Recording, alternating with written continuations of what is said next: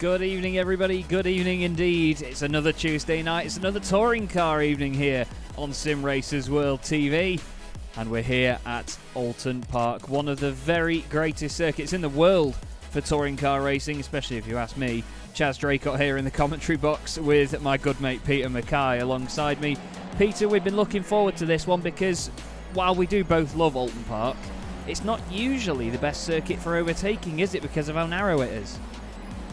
Definitely not, no, but it's such a joy to drive around here at Oulton Park. It's a real cracker, and of course we're missing the Britain chicane today as well, coming out of Shell Oil, so that'll give the drivers a good chance for a bit of a slipstream manoeuvre and then a big hard lean on the brakes coming down into Hislops and Knickerbrook. So it's going to be a cracking night of racing, I'm sure.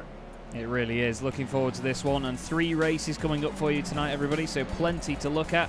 Here are some of the cars coming out of the Shell Oil's hairpin now. Corentin Guinez leading the way. Now, one thing you'll see tonight, which we're going to show you at the very top up here, as the cameras do like to be a little bit blurry from distance at my end, it seems. We might have to sort that out. But you will see there are 3 classes for us to look at now. We've got the Precision, Consistency and Academy classes, which were introduced in the Simracersworld Formula 3 series last season and worked wonders, to be fair. Having 3 classes has been really, really good fun in these championships. Certainly gives everybody something to fight for as well, which is nice to have. And I think it's going to make things all the more interesting. We've got Dan Mould off the circuit at the moment. It's just at the bottom of the hill. But quite the lively one it seems here, Peter, and I really look forward to seeing how these drivers get on around here tonight.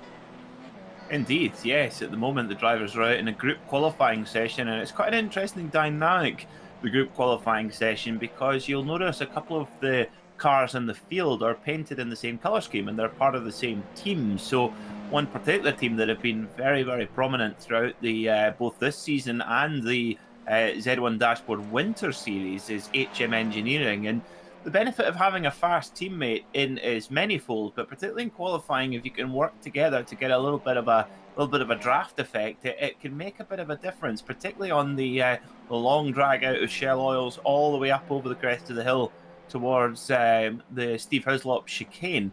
As you can see, this Corentin Guinez, the #1 plate on the side of the car, our Winter Series champion, coming through, and will bypass where the Britain's chicane normally would be. There it is on the left hand side, up over the crest, but you can see here just picking up a little bit of a draft from the car in front and then leaning hard on the brakes. But as we see there, Chaz, there's a bit of a mobile chicane there in the 334 car, and that's a lap burn for Corentin Guinez, so it can work both ways.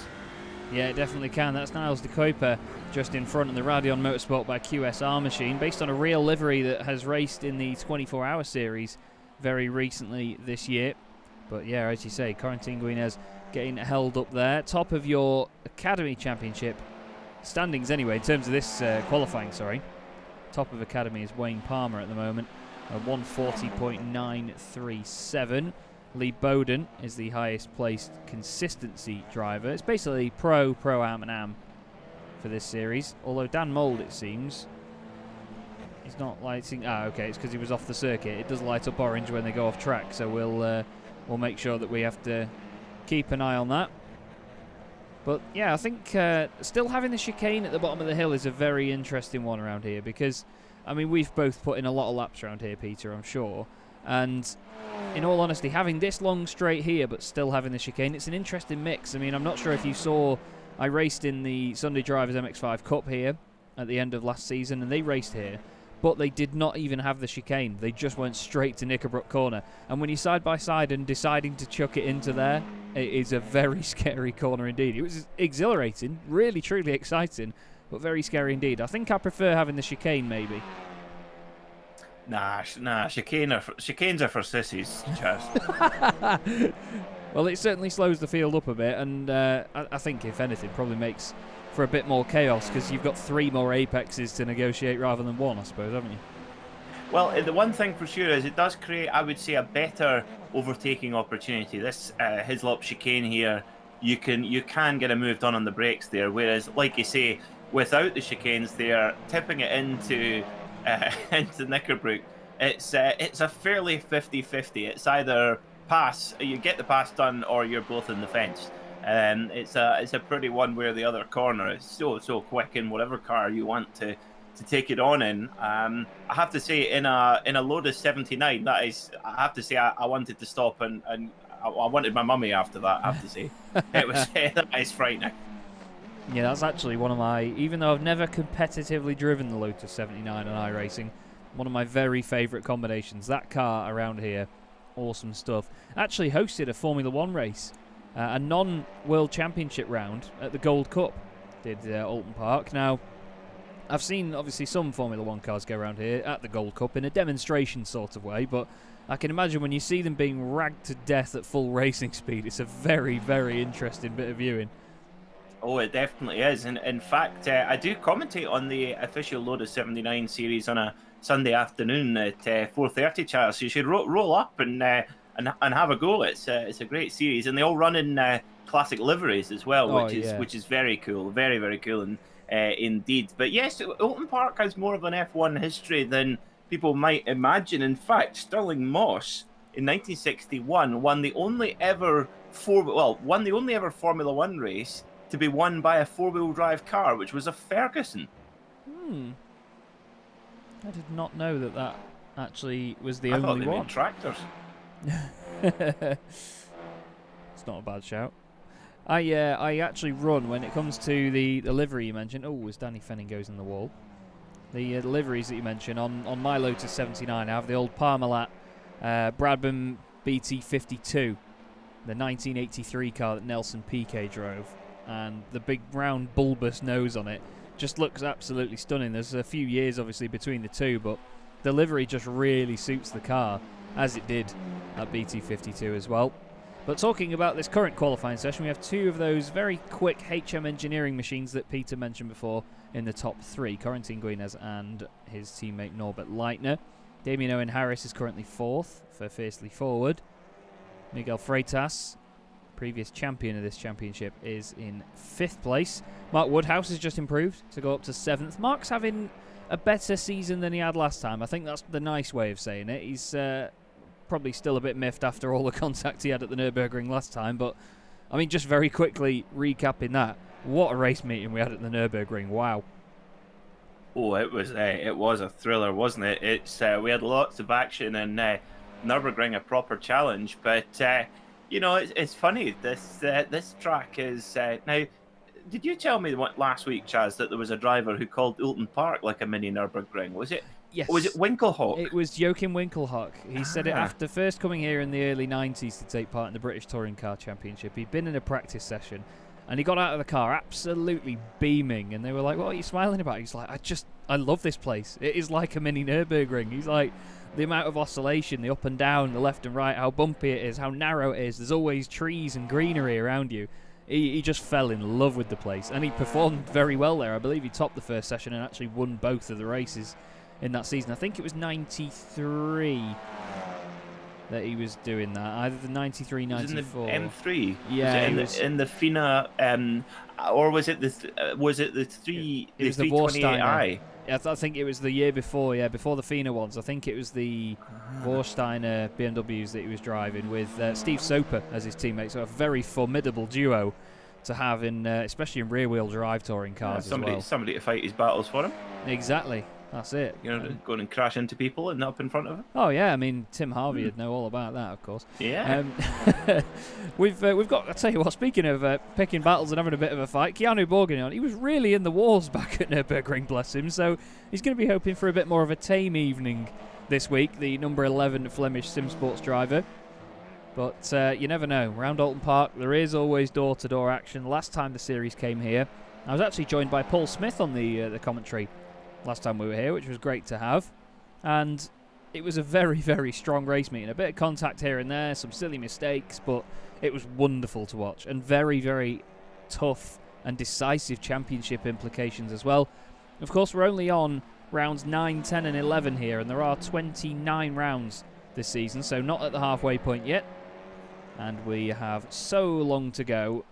I'm very excited for all of it, because this championship, it started to fly by already. So far, you could say. It has, and of course, Corrington Guina is only coming in after the first couple of rounds as well. So, and really, since he's come back, it's been, well, business as usual, really. But in qualifying here, it's so close, less than a tenth covering it, more or less a tenth covering the whole top four, which, surprise, surprise, Fraser Smith, Norbert Leitner, Damien Owen Harris, they're all there with Corrington Guinez. But, you know, all these guys are able to match Corrington's pace maybe over a lap, but it's over the race distance where Mr. Corrington, Laurent Aiello Guinez himself has really proven himself. He's just been devastatingly good in the races. Yeah, he has, and that's the thing. It's that that consistency, that drive to go forward that he's just shown has just been so ruthless, and I look forward to seeing more of that from him, in all honesty. And as the season goes on, he just seems to be that guy that is just more and more consistent every single round we get to. But either way, I'm just trying to fix Damien Owen Harris's name on the overlay. By the way, see, I just get undefined Owen Harris on the overlay, which is great. So sorry, Damien, I'm trying to figure this out, but it doesn't like your name. Bad look of it, mate. I'm afraid there was a little Windows noise a moment ago, which would have told everybody that I was trying to do that. But yes, apologies, my friend. We will get it sorted one day. Triple names are something that still baffle me when it comes to STK. I've got a few series that I commentate on with drivers with double-barreled surnames, and it just, doesn't like it. Really doesn't like it. Either way, not too long left in qualifying now, and it's actually quite a long lap round here. 1 minute 40 on average, I could say, in the middle of the field. Oh, nice handbrake turn there by Bram class. Wayne Palmer is top in the academy class. It was Craig Schill recently, but Wayne Palmer has put in a real belter of a time, 140.4.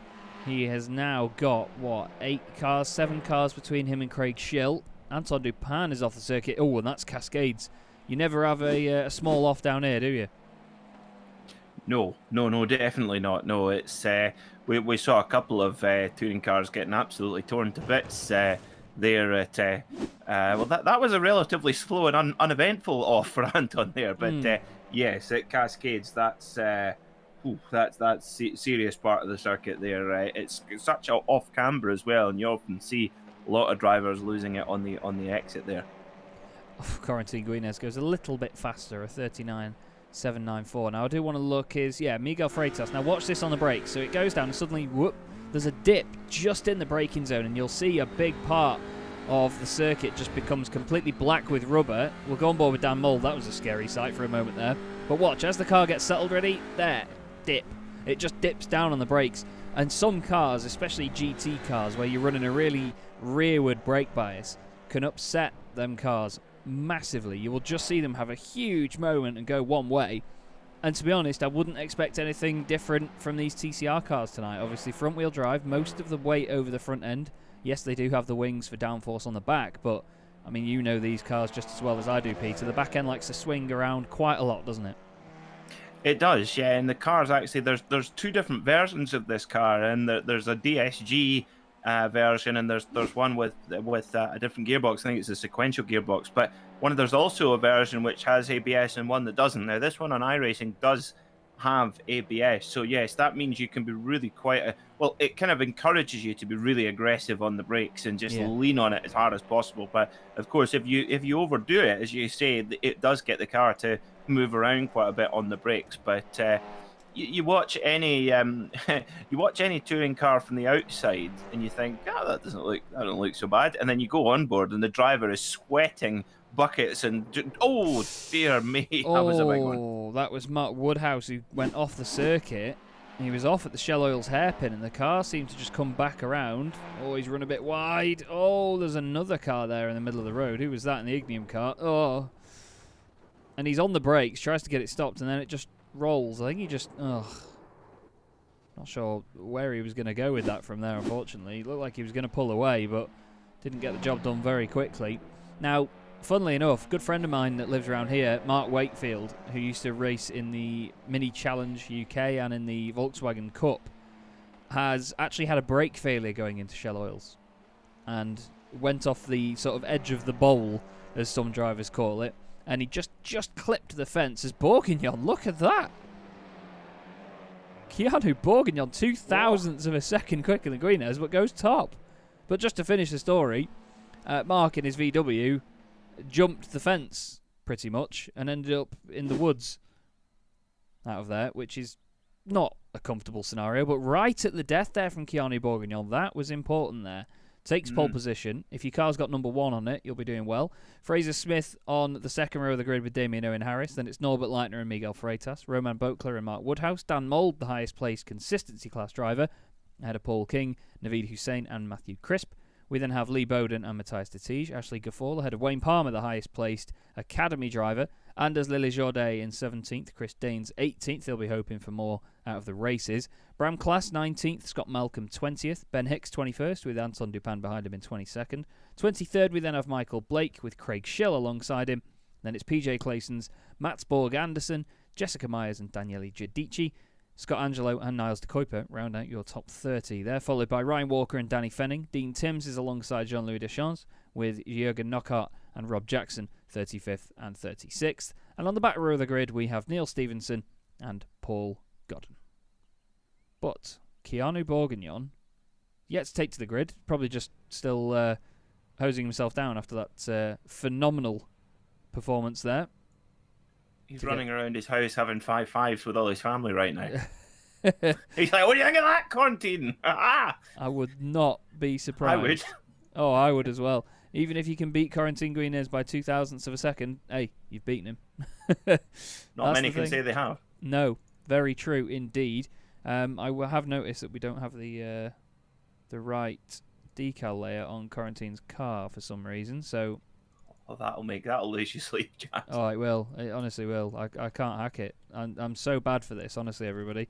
You'll probably think I'm way too much of a nerd about paints, but if you've seen any of my videos, you'll know just that. Right then, we'll leave the paint reload until halfway through the race. What can Keanu Bourguignon do from the very front of the grid? The lights are out very quickly, and round 9 of the Simracersworld TCR Series is away. Look at the start from some of the HM Engineering boys further back. Norbert Leitner got an absolute, lightnering start, you could say. Oh, nearly a bit of contact there with Damien Harris and Quarantine Guinez at the front. Everyone behaving themselves. Oh, Mats Borg Anderson's off. Oh, hello, iRacing Physics. What are you playing at there? Well, Keanu Bourguignon holds on to the race lead, though. Early on, Leitner runs a bit wide. He's got Fraser Smith behind him. These two are honestly glued at the hip. Guinez weaving around a bit, maybe as a signal to Damien Owen Harris. What can these two do? That's close to contact. I think there was a little touch there. Norbert back down the inside. And Shell Oils. Oh, Fraser's sideways. Does he catch it? Oh, it just goes round enough that the car comes to a stop and he's down the order. Oh, there's a bit more shenanigans going on in front there. It looked like someone lost a wheel, but it seemed to pop back on. Wow, very lively stuff. That's a real shame for Fraser, though. Literally 3-4 corners in, and look at this for second place, Peter. Oh yeah, Quarantine really, and this is haven't seen him so much under pressure for quite some time, in fact. So I think we're going to be in for a thriller today. And whoa, Michael Blake has a bit of a spin, and creates a little bit of a roadblock there. There's Fraser going again. He had to sit there and watch the entire field go through at Shell Oils. That really would have been difficult for Fraser. But Norbert Leitner hungry for a podium finish today. Yeah, indeed. He will, Pete. Very, very hungry for it, but he needs to push now. He's got his teammate Roman Boakler as a rear gunner, which is always nice to have. And look at this further down. This is Lee Bowden in the apparently Ignium Motorsport machine, but that's the paint that came off Trading Paints. Whether he's changed or not, not sure. But that's definitely not an Ignium Motorsport car. Either way, side by side with Matthias de Tige. And just down the inside there, I think Brown Class was looking down the inside of Scott Malcolm. The two of them run wide on the exit, as everybody will do, using all of that road. Now for the lead, it's side by side once again. Keanu Bourguignon on the outside now. Quarantine Guinez down the inside. A little bit of net code, and he's sideways, and he's going to hit the wall. Oh, that's such a shame for Keanu Bourguignon. I said that he wanted a bit more of a subtle ride to the front. He's going to be careful with this rejoin now, hopefully, because you don't want to rejoin on the apex. He gives the guys plenty of time to see him. He's just waiting, isn't he? He's going to get a slowdown penalty for that. That's such a shame, but it was the tiniest of touches, wasn't it, Peter, that just sent him off? Yeah, absolutely. Like you say, there might be a little bit of a Oh. a bit of a digital aero wake there, unfortunately. That is just devastating for Keanu Bourguignon. And yeah, you got to be, but you got to give him a credit. You know, when you're up in that position, you've got to give as good as you get. You know, you can't give the guys any extra courtesy because you're up at the front. You know, that's Keanu was doing it all right there. Just really unfortunate, really bad luck there. Yeah, I think to be fair, it was just the fact that these guys, they race so closely together. You see a lot of it as well, which is a real shame, but that's part of online racing, unfortunately, and hopefully we can see him recover and get a good finish. Look at that from Chris Daines around the outside of Lodge. Very close indeed. It was very, very close indeed. Certainly pushing the envelope a little bit there, a little bit of contact, but again, you're going to get that. Justin Young saying, I've got no sound. The sound at this end, I can play it back and I can hear myself, so I'm not sure that's at your end, unfortunately, buddy. Whoa, Ashley Gaffall is having a fall off the circuit, and he's going to fall down the order now as he has a moment of cascades. Careful with the rejoin, Sunshine. There's a big class of cars behind. Rob Jackson in there in the very blue Simtech racing machine. Look at that train. Gorgeous view as they go down towards Shell Oils. Fraser Smith just jumping in front of Danny Fenning there, and Keanu Bourguignon trying to go with him. So both of the guys that were done wrong there on the first few laps, seemingly absolutely fine. Well, it certainly seems that Fraser's car is a lot cleaner than Keanu Bourguignon, because Keanu took a pretty hard hit into the tyre barrier, but fighting on regardless. Great to see that. Danny Fenning right behind him. Someone in the chat saying there that Brian Loyne saying that Danny works for a Formula One team. I wonder which one it is. Yeah, it'd be interesting to know that. Brian, let us know. Sorry, mate, I didn't spot that. But thank you, Peter. Roman Bokler and his teammate Norbert Leitner are now 3rd and 4th. So, 2 of them at least on the podium. Whoa, that was a lively moment from Roman. I wouldn't be surprised if that's a slowdown penalty through there. He took so much of the grass on the inside. They've got Miguel Freitas, of course, previous champion here, just behind the 2 of them. Onto the brakes into Old Hall Corner. Yeah, and I think Roman Bokler has served a slowdown very strategically down the little straight here at Oulton. They're side by side now down towards Cascades. Bokler on the inside, Freitas on the outside, and he's got a rear gunner in the form of Mark Woodhouse, defending from your consistency class leader, Dan Mould, in 7th place. Dan having a good drive round here. This is where I first raced Dan, in the Sunday Drivers MX5 Cup. We had a fantastic ding-dong, one of the greatest races, if not the greatest races I've ever had in iRacing. We had so much fun.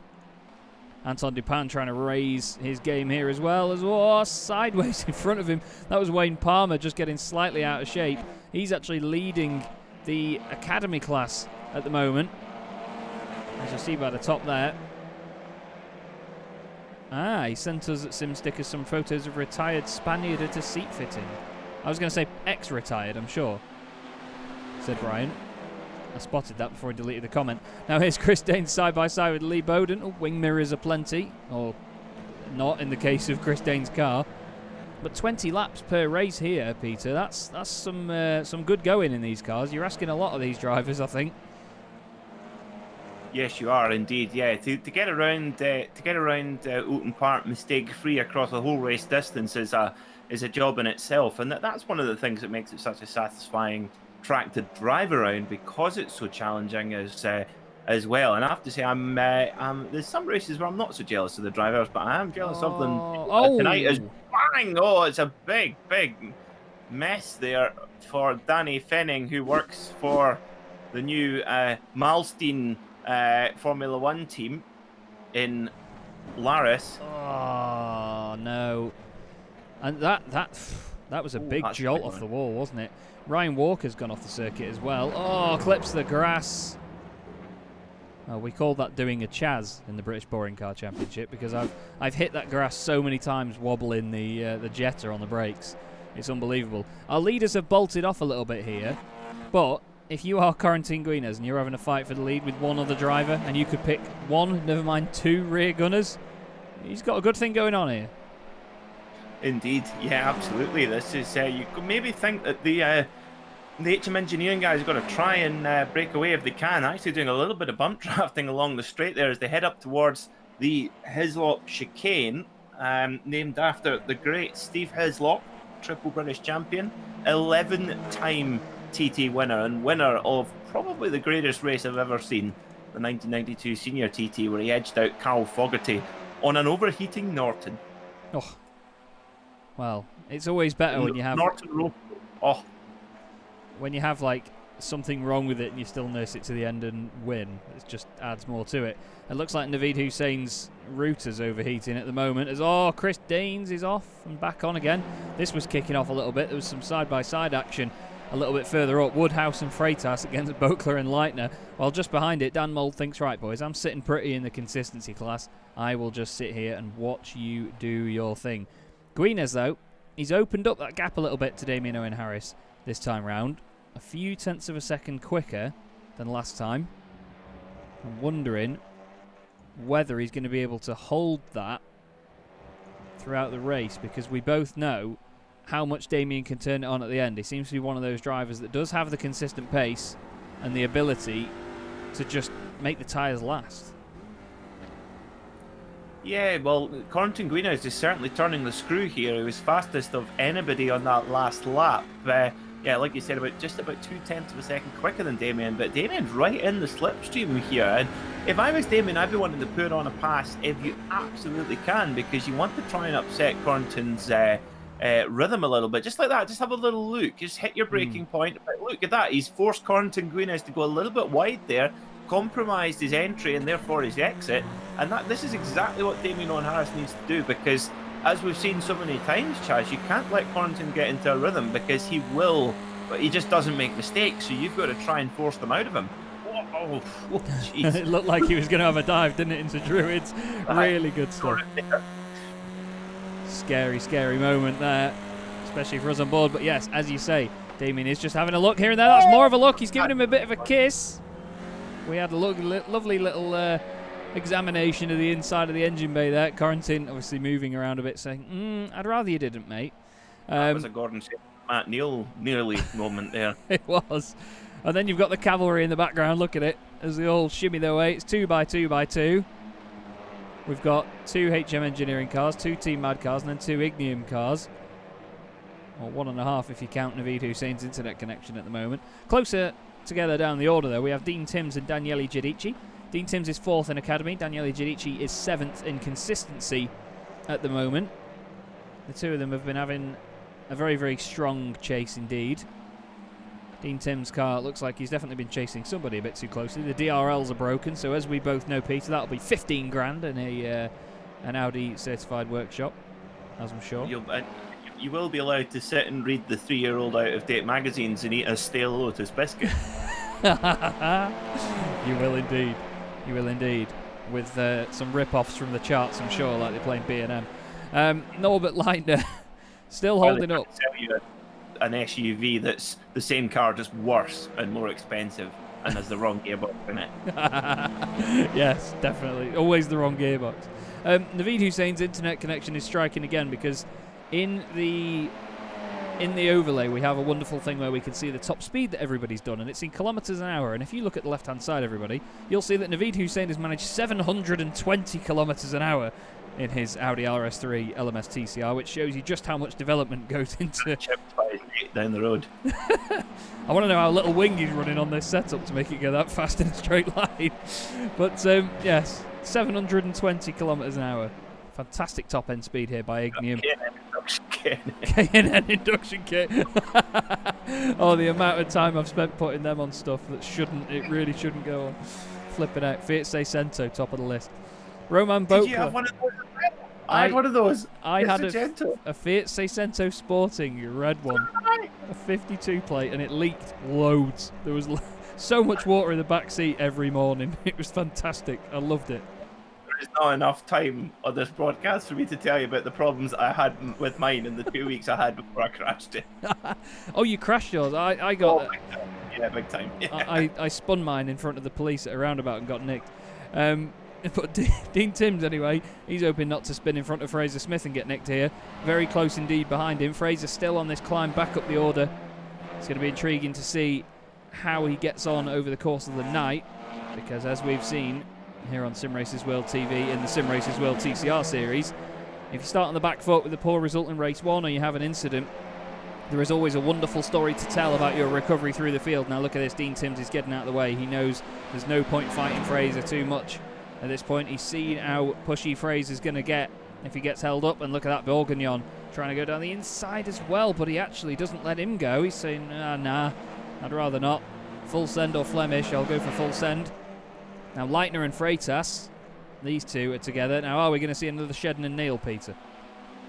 Let's hope not. Let's hope not. Let's see if... there we go. And Miguel Freitas going through the port there, and his teammate, Mark Woodhouse, following through as well. Not like that, but moving up a position into fifth. And Norbert Leitner is into two for the price of one there. So he's lost touch with his teammate, Roman Botlers, who's up the road in third. And the third of the... HM Engineering trio, Corrington Guinness, he is well up the road. But is Damien Harris, is he hanging on to him? He is, more or less, just a couple of car lengths between the two of them. Yeah, just under 0.7 of a second between them now, although it seems like Corrington gets a really good run into the corner at Shell Oils, and then a great run out as well. Here is that train behind. Still got Roman Bokler at the front of it, but like you say, with Norbert Leitner now dropping back a little bit, that's going to shake up what goes on here. Now we need to keep an eye on these two Team Mad cars, see how they work together, Miguel Freitas and Mark Woodhouse. But I'm pretty sure we're going to see them just stay line astern for now. We're not even halfway through this race yet. We're still on the 9th lap. Oh, Jürgen Knockaert he's knocked it off by the look of it. There goes the unmistakable matte blue machine of Rob Jackson. Anton Dupin says his iRacing has decided to stop working, so that's why he's out of the race. Real shame for Anton, not quite sure how long ago that was. I would like to try and have a look back and just see, but it seems like he did just disappear off the face of the earth, effectively.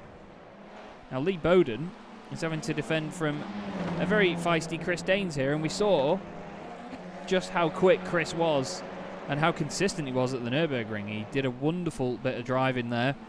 He's going to be looking to do the same here again tonight and gain those places over the course of the evening, but we know easier said than done. Leitner has got Dan Mould for company now, but this is an interesting one, this, Peter, because we've got Naveed Hussein and Dan Mould together in the Ignium cars. Dan Mould leading the consistency class, but his teammate in the class above him. Does he let Naveed go at this point? Because I'm pretty sure that points are given for overall position. Yeah, indeed. I think he's just keep running his race. I mean, a lot of the time when you're in the battle, of course, we've got a lot of information here on our timing screen and graphics, etc., whereas he won't necessarily be granted with a lot of that information. If the team have a good spotter, he might be. But in general, he'll just be kind of running his pace and doing what he can, trying to get constant. I mean, when you're racing at this high up the field, to be honest, you're not really got that much more spare capacity to be doing it. A bit like my laptop when it's running iRacing, there's not much room for it to do anything else. Can't even use the calculator when it's doing iRacing. Sounds like my head, to be honest, when I try and do more than one thing at once. Now, this is getting very, very enticing because Leitner wants to come back here at Woodhouse, and they're not closing up to the back of Roman Beauclerc that quickly. But speaking of closing up to the back of, wait till you see this. Damien Owen Harris, well, it looks like he's miles away from here, but he's actually closing in on Corrington Guinness. They are getting closer and closer together. The gap was almost a second before. It's now down to half that. So intrigued to see as we ride aboard with the Chaz Rasp Cam, as we called it, in Season 2 of the Simracersworld TCR Series, whether Damien Owen Harris can close that gap. But this is one of those circuits, isn't it, Peter, where it's easy to make a mistake over the course of a lap, but it's also, when you're trying to push to chase the guy in front, it's also easy to overdo it and push the track limits. Indeed, yes. You have to just you have to work up to the pace here, I think, at Oulton Park, and you have to get very, very precise braking markers. Thankfully, it's been such a pretty place, and lots of, should we say, furniture around the place. There's plenty of reference points, at least, for for braking markers and turning points, etc. So yeah, you've kind of got to just stick to those and just try and run those consistently. But it's so much easier to say than do when you're in a fight like this, like Damien is right now. And there are parts on the circuit where he is considerably quicker than Corrington, and vice versa. There are other parts where he loses touch, but Damien, I think, he'll be pretty motivated, I think, by this opening race performance, and I think he'll be very happy to have a go in race 2, no matter how this battle ends up. Yeah, indeed. That's the thing. It's all about spurring yourself on for any upcoming races in the meeting. Oh, Leitner and Woodhouse very close together. Norbert's trying to squeeze around the outside into Lodge. The two Ignium cars getting a front row seat for this battle as well. But I totally agree. I mean, at the end of the day, Damien, I've heard it many times before from his team boss Ollie Slade. You know, Damien always wants to win. You know, he won't see second and think good championship points here. Let's just stay second. You know, just go for that win. And it's the true racing driver aspect of Damien Owen Harris. Now, Naveed Hussain is going down the inside. Oh, bit of a squish there for the two Ignium cars through Cascades. Naveed tries to go through, takes the opportunity, gets ahead of his teammate Dan Mould. But that was a little bit of contact between teammates there. Rule number 1, don't hit your teammate. But you and I both know how difficult it is to go around Cascades side by side. I mean, Dan and I have done it as well, and it's not easy. Well, no, it's not. No, definitely not. And particularly in these cars as well. And look at this. Corrington Green is having to go very defensive here. That'll compromise his exit. Look at Damien, goes for the cutback. He's right there. A little bit of a rub, maybe. Well, certainly close enough to do it. He's all over the back of Corrington, and he's got a run here. But, of course, there's not many places to be able to move. He jinks up to the inside. He's going to have a look into... is he going to have a look into Clay Hill? After Clay Hill, sorry, at Druids. No, not really the room to do it. But there is an opportunity to go down here into Lodge Corner. Just enough time to get on the brakes here. Oh, here we go. Oh, he has a little look. It is indeed. I was going to say 20 laps sounds like a lot, but fantastic stuff by Damien Owen Harris. Amazing defence by Corrington Guinness, takes the first win of the night. Roman Boakler is going to finish second, just ahead of Miguel Freitas. Nearly got there in the end. Woodhouse holds off Leitner and Hussain, with Dan Mould just behind. Matthias de Tige crosses line in 9th. Paul King 10th. Dan Mould wins your consistency class, by the way. And Wayne Palmer is going to beat PJ Claysons to the honours in the Academy class. Fantastic stuff from Wayne. Beautiful, beautiful drive. Nicely done. That was, wow. That was a very, very busy first race as expected, but I was going to say there, Damien just needed to be careful with the moving around on the rear bumper of Corrington's car. We've seen how quickly they can get sort of just glued together almost. With what goes on. Someone's just smacked it into the wall by the sound of it there, but whoa, that was a lot of fun, that first one. I'm really, really looking forward to this next two.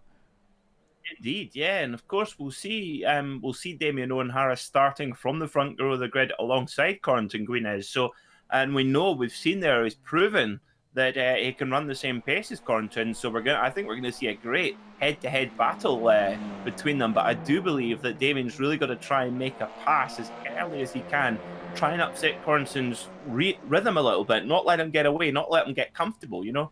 And I think that might be the secret to Damien finally overcoming his French rival. Yeah, definitely. Certainly going to be an interesting one. But as we do here in the Simracersworld TCR Series, we get straight into it. Race 2. Corrington Guinness on pole. Damien Owen Harris second. Roman Boakler and Miguel Freitas make up row 2. Ahead of Mark Woodhouse and Norbert Leitner, Naveed Hussain and consistency class winner Dan Mould. Then it's Matthias de Tige and Paul King. And we're going to filter the rest of them through for you because everybody is now lining up on the grid. But based off that one though, Peter, I mean, you know that these guys at the front are going to be fighting for that win, obviously. Do you think it's going to be just those two breaking away, or do you think the rest will go with him? Because don't forget, you've got 2 HM Engineering cars in the top 6 after Corrington Guinness. Well, we'll see. We'll see. I mean, it seemed in that race, certainly, that Corrington and Damien had their own pace, but, well, with a little bit of a changed grid order, who knows? But I would say that we're going to see Guinness and Owen Harris cleared off at the front a little bit, I think. Well, round 10 of the Simracersworld TCR Series is about to get underway. The lights are coming on. And they're away. There's no build-up of revs in these cars. And they get away nice and smoothly. But look at that. Damien Owen Harris has had a belter. And he's down the inside into turn 1. Straight into the lead of the race by the look of it. And he has. He's got rid of the overlap on Corentin Guinez. Now, Corentin will be cursing about that. iRacing has the outside line as pole position here at Oulton Park. Let me tell you, that's not true. Oh, we've got cars off in the background. Jürgen Knockaert, Paul Godden also on the grass. Oh, there's more contact going down into Cascades. Oh, Niles de Kuiper in the wall. He's going to hit Godden again. Oh, Godden's been smacked into. Danny Fenning's off. Mats Borg Anderson, hoping to recover after going off in race 1, has not had the start he wanted here, Peter. And look at this. Feisty stuff in the front already. Look at the train of them. Fantastic stuff. Wow, goodness me. Well, Damien Owen Harris is the diesel locomotive here, pulling along the nearly. Oh, that's a massive accident. Dean Tim, is that Dean Timms who's gone off? Wayne Palmer again. Oh dear, that was a huge accident on the exit of Shell Oils. He gets some big help, I think, from Cano Bourguignon. Oh no, it's the Corgi Mobile. It's Jess. Oh dear. Jess just, to be fair, was trying to get a run and go alongside, and just there wasn't enough room there for Wayne Palmer. Not sure if he knew that she had the overlap, but either way, it was Wayne that came out worse. Scott Angelo had a big off as well at the start of the race. As this goes on, let's just have a quick ganders at what went on here. Oh, he's gone into the back of Jess Myers and then lost it on the brakes, and around he goes. Probably just not expecting the field to break early. We've seen quite a lot of that, haven't we, with this car, with the ABS obviously having sort of straight lined the car a little bit. It sort of relieves a bit of the pressure, doesn't it, obviously, to stop them locking up, and some of them do run into the back of others under brakes quite a lot. That's true, exactly. Of course, if you activate exactly that, if you activate the ABS, there's a very momentary lapse in braking. Basically, it has to basically pinch them on off. If you've ever, oh dear, Dan Mould in the consistency class in Academy. My apologies. No, consistency. I was right the first time. Having a little bit of an off there at Cascades, and that looked like another digital aero week, Chaz. Yeah, it did as well. I mean, he goes to cover the line a little bit down the inside just to defend from Mark Woodhouse, but I think Mark just still had a slight overlap on him, and that tiny bit of contact is all it took to turn that Audi around. Now, deja vu, but flip him around. Damien Owen Harris on the inside with Guinez on the outside. Guinez later on the brakes, chucks it in hard, he's sideways, and he's on the grass. Oh, Corentin, what have you done? He's going to get an almighty slowdown. It looks like Mark Woodhouse has done the same in the background. He's got a little friend to go along with him. Tries to get out of the way. That cone is not going to help him at all. Now Damien Owen Harris gets past Corentin Guinez, who has to serve a slowdown penalty, and he's going to lose a lot of positions. Now that's really shaking up the order at the front. He wants to try and get out of the way off the apex at Druids. Oh, Bram Class. Oh, he got lucky not to spin wide there on the grass. That was a very, very scary moment. Just in front, look at this, Matthew Crisp. Not seen much of Crispy this evening. Down the inside of Paul King he goes. He's gained 3 places in this race. That's Woodhouse serving his slowdown from before. He needs to serve it before the start-finish line. And he's going to go in the pits. He must have got a drive-through. So maybe, perhaps jump the start, possibly. I don't know. That's quite strange. From Mark Woodhouse. Good start from Scott Malcolm. He's up there into 13th position, second in class, which is led by Bram Class at the moment in 10th position. But Damien Owen Harris still leads the race now from Roman Bokler. So HM Engineering strength in numbers. So Roman Bokler taking over from his fellow Frenchman in the team there. And Paul King, getting a little bit leery on the grass there into Shell Oils. But I tell you what, Corentin Guinez was quite lucky not to get collected there, because of course coming over the blind crest at Clay Hill, he was obviously having to go slow because he had to serve his slowdown penalty, but very much a sitting duck there. He was lucky not to get collected. Was indeed. Fraser Smith and Keanu Bourguignon, by the way, having a fantastic race so far. A pair of them have both gained 10 positions each from starting further down the order. Oh, that was Daniele Giudici in the background just going straight on at the chicane. But Fraser, well, he is flying up the order at the moment. Oh, Dean Timms has run wide. He's also gone off at the chicane and taken one of the cones with him. But we'll go back to Fraser because he's trying to get past Bram Class. Keanu Bourguignon rubbing panels with Bram as he goes down the inside. It's hard to see some of them sometimes from that camera, but it's a very iconic camera here at Oulton Park. Oh, Bram comes over to close the line off. Doesn't work, and Bourguignon's going to get through. Great racing from these guys. Then you've got Paul King right behind PJ Clayson's. Norbert Leitner does the fastest lap of the race just in front of them. Who was that, actually? It was still Keanu Bourguignon and Bram Class. More contact. Fantastic touring car style racing going on here. Down towards Cascades. Put your bets on. Whoa, that's brave from Bram. Look at that from Bourguignon. Later on the brakes down the inside of Cascades. You don't often get that to work, but wow, it looks like it has. Or has it? Oh, God. I don't know what to think now. We're going down. Through Island Bend towards Shell Oils, and it was who had the biggest conkers there, really. Again. Great stuff from Bram Class and Keanu Bourguignon. Epic racing, the two of them not willing to give an inch there. You've got to love that amazing commitment, especially as Bram is leading the class in this situation. You know, he could throw away a class win, really, if it goes to pot, but wow, amazing stuff. Really amazing driving from the pair of them there. You know, that's how you want it. There was contact here and there, but it wasn't silly, heavy contact that would take each other out of the race. It was proper touring car stuff that you can get away with, wasn't it? Yeah, absolutely. And like you say, you could only do that in touring car racing, where a little rub here or there is not such a problem. Couldn't do that in single seaters, of course. You'd end up tangling with your competitor there. But Miguel Freitas, much more like it from Miguel. And look at this, getting a great run here on Roman Bokler. Damien Owen Harris hasn't escaped from these guys, so no breakaway for Damien. And here goes Miguel Freitas up the inside into Old Hall and gets the job done. Brilliant move from the 999. Yeah, nice stuff, just as he does the fastest lap of the race as well. So this is the Miguel Freitas we know and love from previous seasons. The level of competition in this championship has stepped up so. Where the heck are you going, Roman Bokler? I know some people don't really... it's surprising the amount of people that don't know Oulton Park and don't know even of Oulton Park. You know, they don't know the layout. They've never heard of it. It's such a fantastic circuit. And I mean, I'm biased as hell, but a lot of people will tell you just how good it is. Well, it looked like Roman was trying to redevelop the circuit there. This is not Miguel Freitas. This is Ben Hicks still. Looks like SDK has just frozen itself for a second. Oh, we've got Ryan Walker off the track. What has happened there, Ryan? We'll just have to reload the overlay, it seems. It's just had a bit of a moment. But Miguel Freitas, he's made that stick now, and I thought, to be fair, that Roman was going to come back at him there, Peter, but it seemed like he got away with it. No, he had it sealed up very well there, did Miguel, and setting off in hot pursuit of Damien Owen Harris now.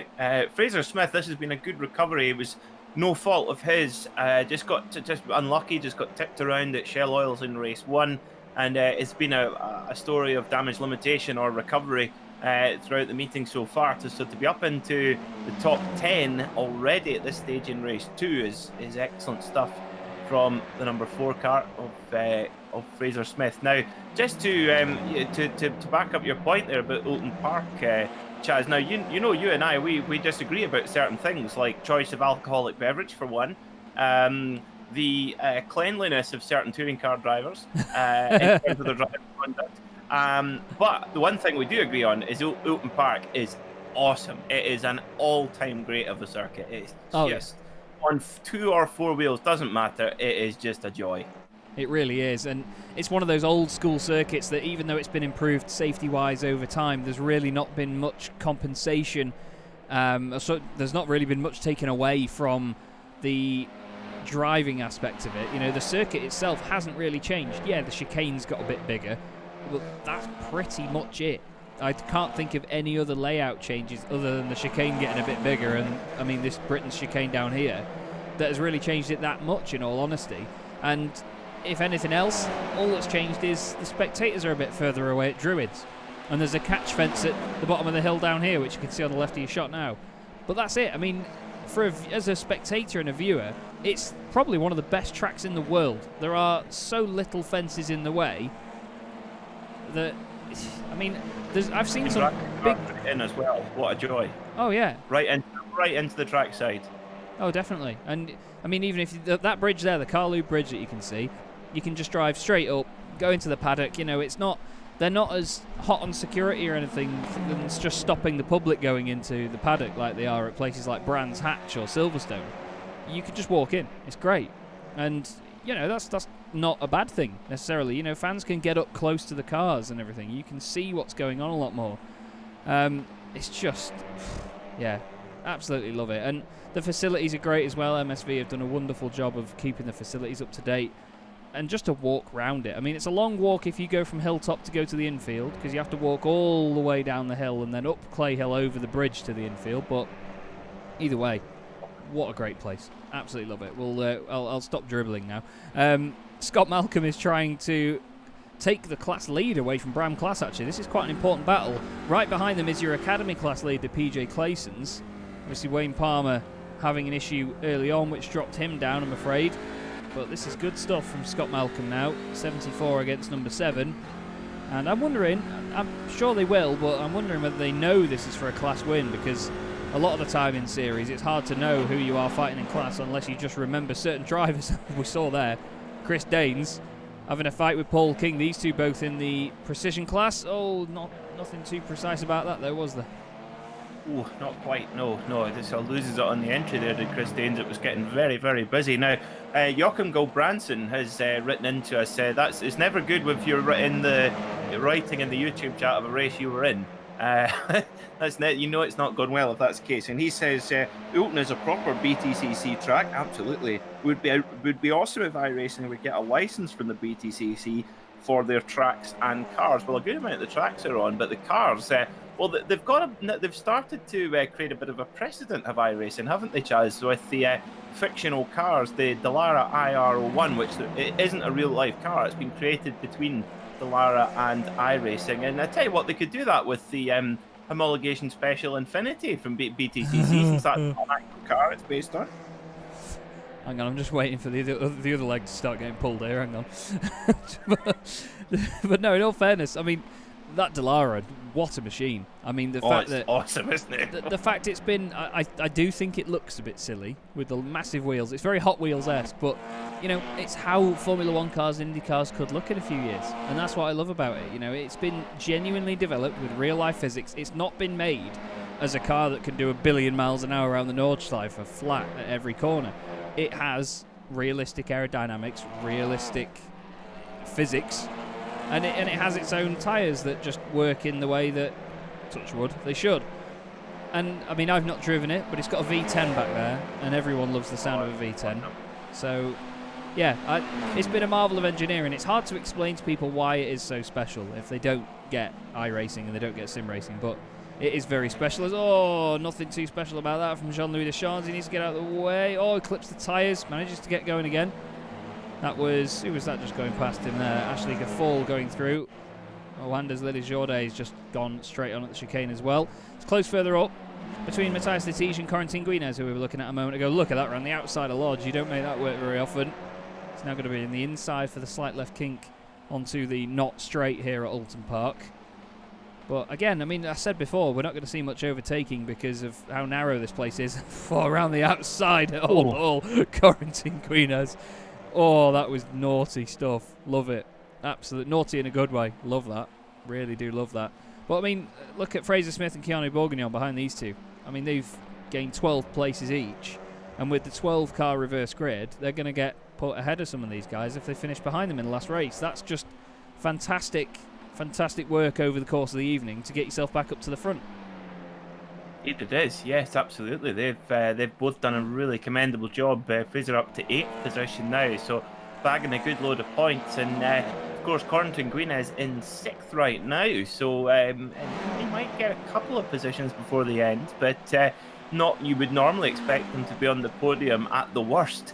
And it's not quite gone to plan for Corentin, and I stand by it, Chaz. I think it's because Damien put the pressure on him early, and it forced him into an error. Yeah, I'd say so. You know, he really had to work for it early on, though, did Damien? But it's paid off, and he's running a fantastic race at the moment. Miguel Freitas, he's a very, very confident and very level-headed driver. You know, he's not going to do anything silly at this point. Same with Romain Beauclerc from what we've seen. You know, these guys won't force an issue if there's no point. You know, they're good at assessing the situation and knowing what to do with it. Oh no, Bram class.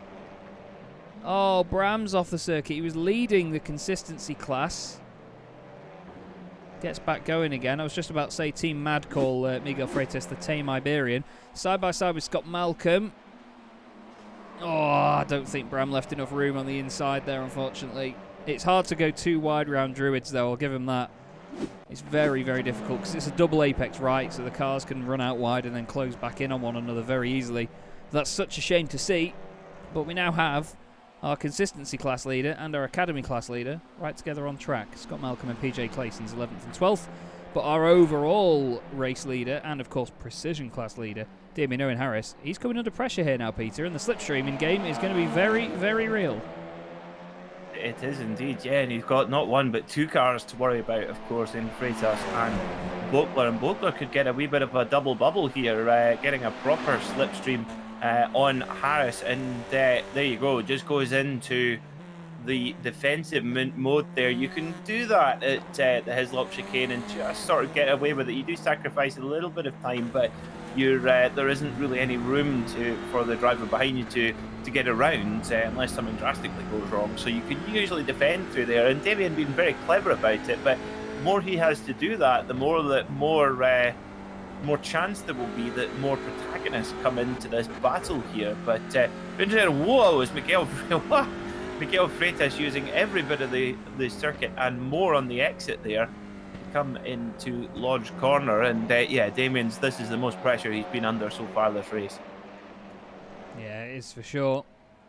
He is going to be watching those mirrors very, very cautiously, because you don't want to be completely driving in your mirrors. Not too long to go in this race now. We're just hit the 17-minute mark. SDK's had another little freeze for a second there. It really doesn't like me tonight. Oh, no, there's contact.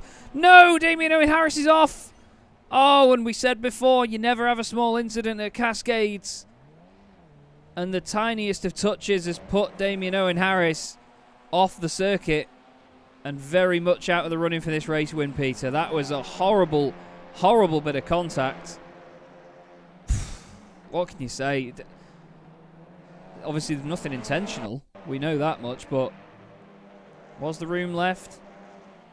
I'd argue that a lot of it was down to the netcode. A lot of it was down to the netcode. Before I say anything about giving space or anything like that, you know, amateur stewards, let's go away. But just they didn't touch. Look, you can see it there.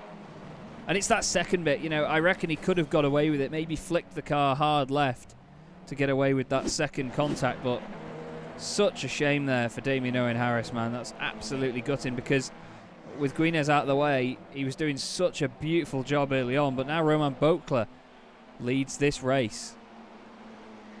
That is honestly like having if I was to give a kind of comparison to a real life a similar incident in real life, that's a bit like having a brake failure. Absolutely nothing you can do. And you got, from what I could see from that replay, Chaz, it looked like Damien was given more than enough safe racing space, as was Miguel Freitas. But that was just pure luck. Unfortunately, there are limitations of racing over the internet. I mean, the technology we're using is properly cutting edge, and occasionally you do get little incidents like that. And that was just really, really, really unlucky for Damien Owen Harris. No one's fault, but yeah, do you know what that reminds me of? It reminds me of Dan Camish being a mile and a half from winning the British Touring Car Championship 2 years ago, and his brake pedal got slower. Nothing he could have done, and but no consolations really. So that is really disappointing. The only consolation is that Damien Owen Harris is still in 10th, so he'll still catch the reverse grid. He will still get an okay grid position. He'll start from the second row of the grid in race 3, so he will have a shot at redemption, which is good. Yeah, definitely. And at the moment, Academy driver PJ Clayson's is on for pole position, with Scott Malcolm just behind him. So then it's going to be a load of precision drivers between them and everybody else in their class. So this is what we were talking about earlier, those golden opportunities to score plenty of points over your class rivals, as Paul King looks down the inside of PJ Clayson's there. Nothing doing here. But this, I believe, will be the last lap of the race. We've had another freeze on the timing software, though. I've just asked in their Discord for anything that's going on, because it seems like there are some issues this evening, guys, so apologies for that. We will get that sorted when we can. But out of the final corner, it's not going to be Paul King. It's going to be Roman Bokler, who is going to take the checkered flag at Oulton Park and win round 10 of the championship. Awesome stuff. Miguel Freitas, great second place. Norbert Leitner in third. Hussein fourth. Oh, fantastic fifth place for Corentin Guinez. Recovers there. Scott Malcolm wins the consistency class just ahead of PJ Clyson's. Another good drive from him indeed as well. You've got to love that. But wow. Quite a lot of drama there, unfortunately, in that race, Peter. But, well, it wouldn't be touring car racing without it, would it, mate? Yep, that is why you can't race this close without the occasional little incident. But yeah, good stuff there from Roman Bokler. Did kind of take advantage of a little bit of a gimme, but you've got to take them when you get them.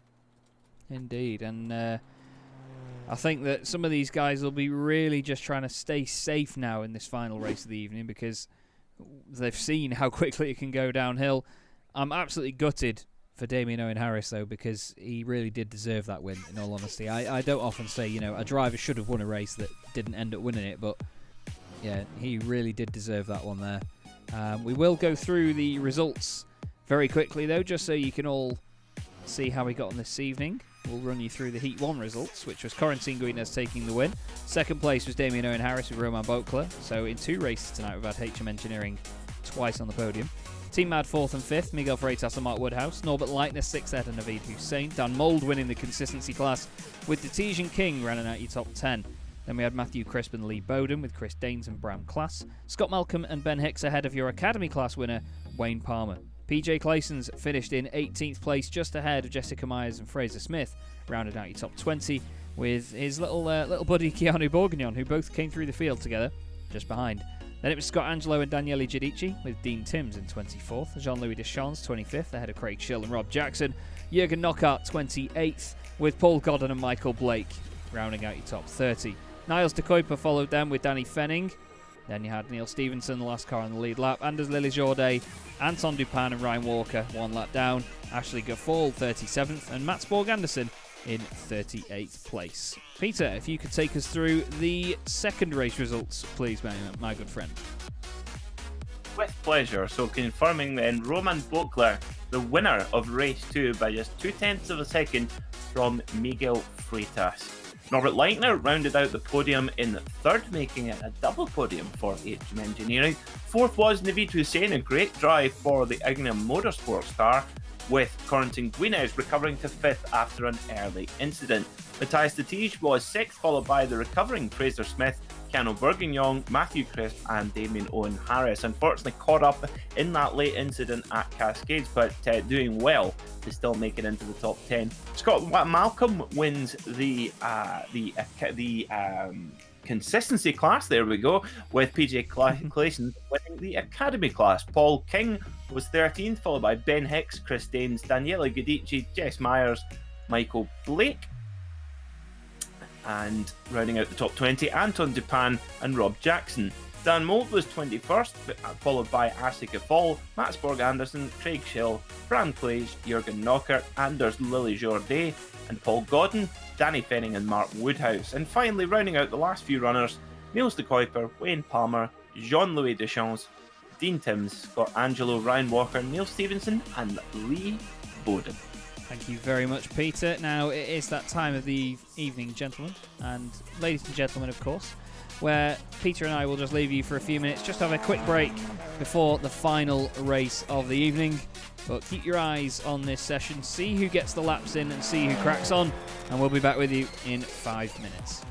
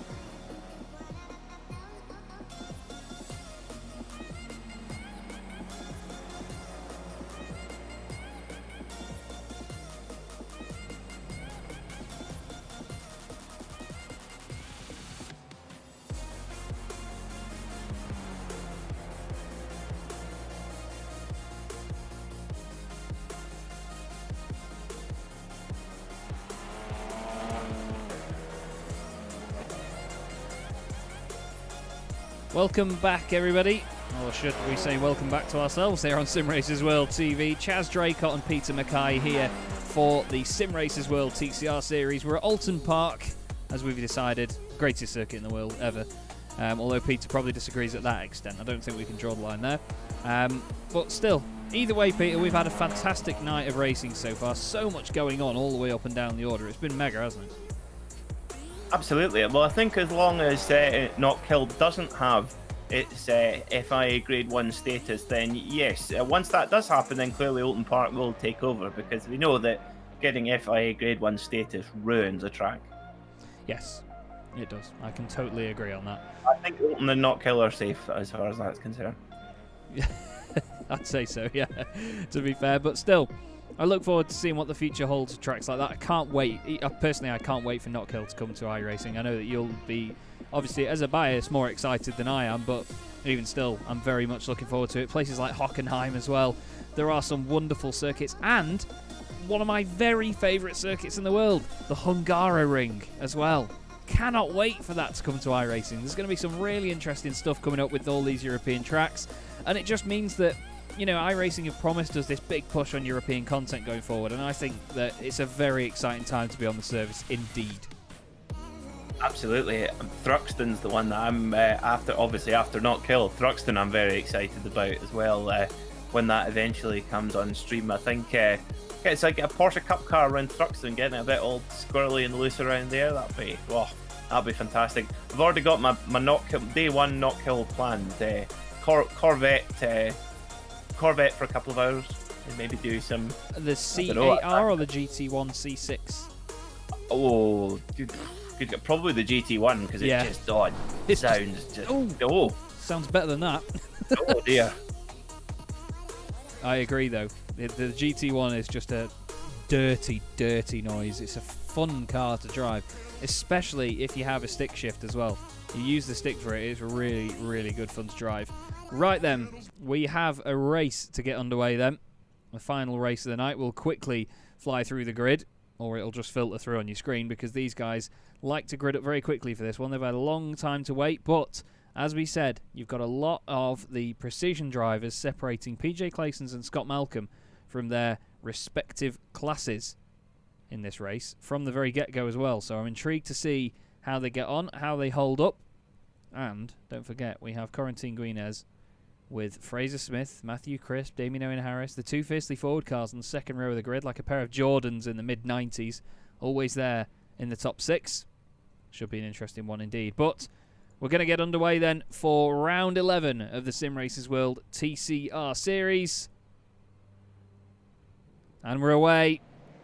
Looks like a really good start from Damien Owen Harris. He gets the better. Scott Malcolm, he moves over a little bit. That was Alan Menu and Anthony Reid all over in 2000. Scott won't be pleased with it, but Damien's barged his way to the front. Well, if it works, it works.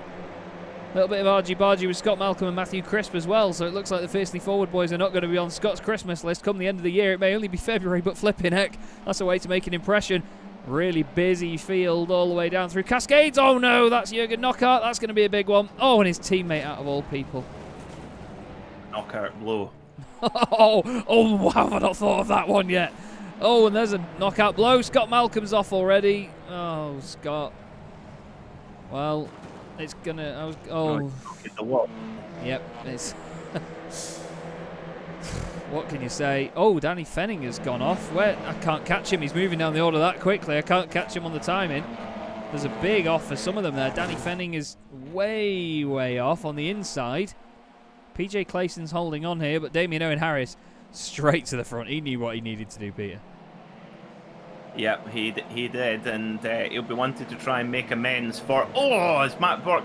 Goodness me, Matt Borg Anderson has been in the wars today. Well, he'll... he won't be in the mood to share his McNugget share box anyway, that's for sure. He won't. Matt's in the wars Anderson, you could say, this evening. Miguel Freitas is in the sandwich here with the HM Engineering cars.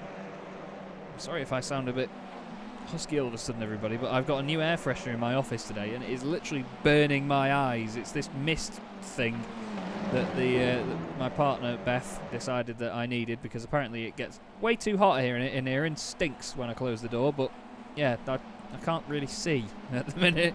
That tends to be one of the issues. But like when you took the whole wrapper off a lemon magic tree. Oh yeah, honestly, yeah, just like that. It feels like, I mean, people say things will put hairs on your chest. It's to quote Richard Hammond, it's put hairs on my eyeballs at the moment. Really is making life difficult. But either way, it smells nice in here. I'm sure it smells nice at where Damien Owen Harris is at the moment as well, because he is way off in front in the countryside with a lot of clear air in front of him. Michael Blake has got Anton Dupin going past him. Oh, they have to get on the brakes. Oh, it's Dan Mould trying to squeeze through the gap around the outside at Shell Oils. He's going to try and make it work. Oh, a bit of contact wheel to wheel there. Dan won't be pleased with that, and his teammate Ashley Gaffol. It seems like every time Dan Mould has contact tonight, one of his teammates goes past him. Yeah, there's always somebody there to pick up the slack. It's like they're passing the baton in a relay race here at Oulton Park. Now, Ollie Slade, he will be happy. 2 cars in the top 3 right now. Damien Owen Harris out in the lead of this race with Matthew Crisp looking to make a move here for 2nd position. And, well, he'll, you know, if Damien Owen Harris gets this win, Ollie Slade, well, he'll be feeling the noise of his driver. He will. Nearly a bit of contact there, but look at this from behind as well. Bourguignon right back into this, and this is one of the brilliant things about this format. Fraser Smith has actually lost a place from where he started at the moment, but Bourguignon has taken pure advantage of this, as you'd say up here in the north, in the Chavy region. He's taken pure advantage of it, trying to get up there in the order. As well. You're mental, man. Oh, well, that's mental. No, but like, and Freitas making a very feisty bit of contact. Sorry, Peter, go on. That's pure quality, that's what we would say up here. Pure quality, that. Yeah, that was a pure quality bit of contact from the two of them. Quality entertainment. Oh, that was just naughty, if anything, from Boakler and Danes. Danes down the inside. Oh, get out there. Clayson's. Oh, and Boakler's gone in. Oh, that's a huge one. Oh, Ed's. Oh, Danes is round as well. Now, they got a bit feisty with each other on the way in. It was on the cards. But what on earth happened to PJ Clayson's? I mean, these guys... Oh, no. PJ's not going to be a fan of these two. Oh, to be fair... Oh, actually, PJ's gone off on his own. And it's going to be a big old hit. That tyre barrier is not... Oh, it's not made of tyres, essentially, on iRacing. And, oh, there's more than one bit of contact there. That was a bit incriminating by the look of it. It looked like Boakler just punted him straight off, but... Oh, it was... Boakler was not in control of that car. I was going to say no. He was spending too much time on the Bluetooth by the look of it, but, you know, sideways round Shell Oil's bend up to there, it's just not going to work, is it? Sorry, Island bend. Work. They never work. No, they don't. But it was a real shame to see that. Absolutely, he's the only one that's working. We'll have to try and find out how he's done it. We'll have to try and find out. But, I mean, Faceley forward, they'll be happy at the moment. Maybe not with the contact or anything, but they're 1-2. But look who's in third, Peter. Chasing them down as ever. Corentin Guinness back to the front of the pack. This is what he does best, this. This is wonderful. Yeah, you cue the Jaws music. Corentin Guinness lingering up behind Matthew Crisp here, and that's not what you want to see.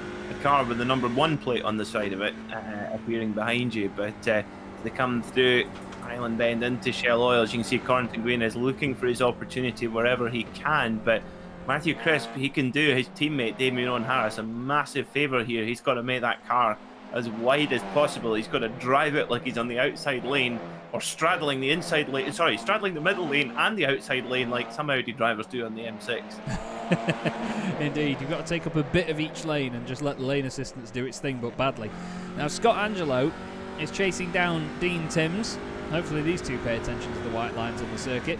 But this is for the Academy Class lead. Now that PJ Clayson's has had his incident, I say that like we were expecting it, but now that that has happened, this is that fight. So Jessica Myers currently leading the consistency class as well. Jean-Louis Deschamps has just had an issue not too long ago. What's happened here? Is he just going to pull it over? I can't see any damage on it. Looks like he's doing the chicane. He's just decided that's the end of the race by the look of it. Chris Daines did come back on track after that. Oh no. He wants to just get back to the pits as soon as possible, it looks like. Either that, or he wants to take out someone or something. Not quite sure what the agenda was there, but he's got a cone to go with him. Now, Corentin Guinez has got past Matthew Crisp in all this time. So let's have a ganders. Down into Druids, finds a gap. Goes for it. Great awareness from Crispy. Maybe a touch. I don't think there was, you know. Great close racing. That was a very good move. And now, I don't know if you'll believe me when I tell you this, but I've seen somebody overtake another car around the outside there. Why? Josh Rayfield, the young legend himself, in the British Boring Car Championship, for the race lead as well on eventual champion Dennis Melchett, round the outside after his pit stop.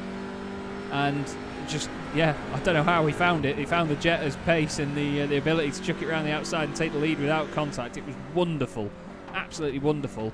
But Keanu Bourguignon's having a great night now. He's turned this into a really good evening after that first lap incident sorry, it was like lap 2, wasn't it, in race 1. But either way, it just shows you, doesn't it? These formats, if you play them right, you're never out of the game, are you? Oh, definitely not. And if you're going to have that issue, you're better having it at the start rather than at the end, and you can at least recover. But yeah, of course, Keanu, our pole sitter by 0.02 of a second, deserves to dine out on that one as long as he wishes to. Oh, that accidental pun of the night for me there. Yay, go me. That oh dear. Yes, Keanu Bourguignon, but yeah, eh? I didn't even mean it. Oh, Keanu B. Bourguignon, dine it out. Oh.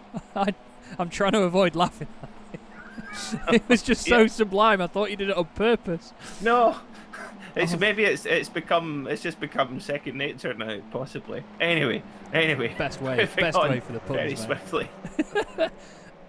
The air freshener's gone off again. Ashley Gaffal is 15th at the moment, with two very hungry Team Mad drivers behind him, Mark Woodhouse and Michael Blake. I'm getting hungry at the mention of Beef Bourguignon as well. But speaking of Crisps as well, Matthew Crisp, he's in 3rd position, trying to stay ahead of Beef. But oh, hello! I don't want that DRL. He says they are. There's another $3,000 bill. But he knows as well, Naveed Hussein and Fraser Smith, they want to push forward just as hard for these positions. He'll see them in the mirrors and he's thinking, right, I can't hang on here. I've seen how Corentin has got away.